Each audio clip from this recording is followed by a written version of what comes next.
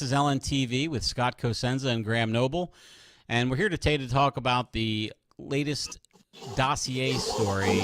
This is the either Steele dossier or Trump dossier, as you prefer. And Graham wrote a compelling piece on LibertyNation.com discussing the Clinton funding or potential thereof of the dossier and sort of the tangled web that it presents for us to understand what happened.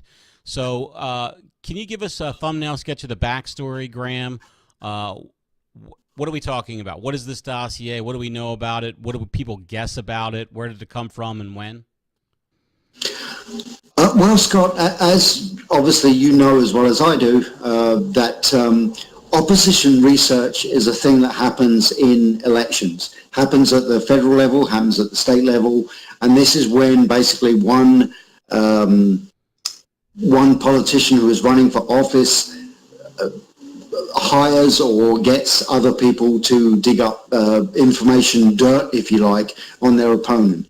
And of course, this is what happened with the 2016 presidential election. And basically, the dossier in question, which you called the Trump dossier or the Steele dossier, named after Christopher Steele, the man who actually put the information together. This dossier was put together to basically damage President Trump's chances of getting elected.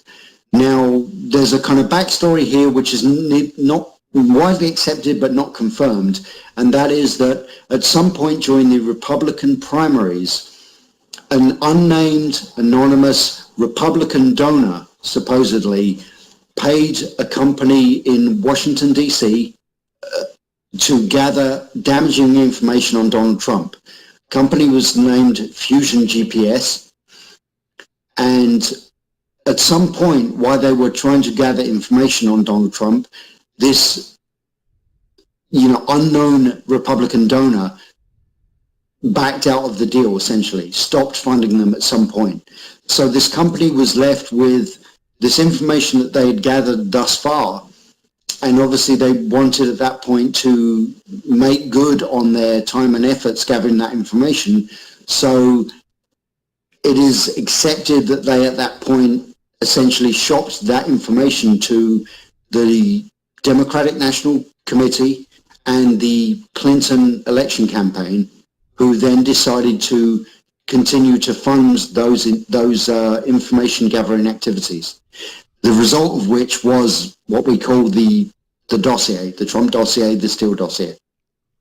What is new? Why are we talking about it today? I'm happy to talk about the sins of the Clintons, I suppose, ad infinitum, but the rest of the world seems to be caring quite a bit about this this week. What's changed? Well, the information that was gathered on Donald Trump was made known to the U.S. news media back in September of 2016. And what happened was that Fusion GPS, the company based out of Washington that was hired to gather this information, they subcontracted Christopher Steele, who is a former British intelligence MI6 officer. They subcontracted him to gather the information. And Steele and Fusion GPS, back in September of last year, briefed a number of major American news media outlets on their findings. But the dossier itself never came into public attention until January. And what happened was that a lot of the information in this supposed dossier is unsubstantiated. It's all a little shady. And so most of the media outlets who were given this information declined to publish anything about it. However, BuzzFeed in January 2017 chose to actually publish the dossier. So that's when it really came into the public eye. Now, ever since then, nobody's really talked a lot about it. But just a few days ago, the Washington Post published an article revealing new information. And that information was that the Clinton campaign, along with the Democratic National Convention, actually helped to fund the gathering of this information on President Trump. Okay, what what do we see coming down the pike in the near term, in the midterm, in the long term? And do one of those terms include a perp walk with Hillary Clinton in handcuffs?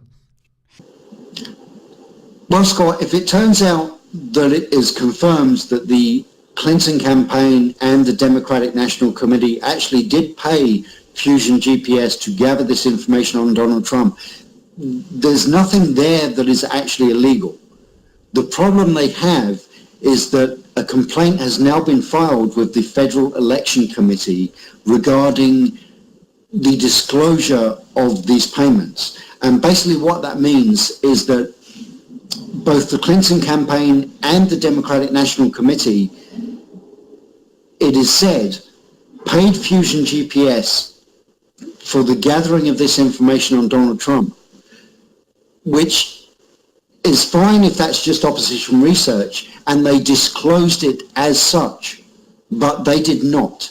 What is being said right now is that they actually disclosed those payments as legal fees, and that is misleading in terms of the campaign finance laws. So going forward here, that's the problem that they've got. There you have it. For more on this and follow-ups by Graham Noble, please visit LibertyNation.com. For LNTV, this is Scott Cosenza. Dos Vidania.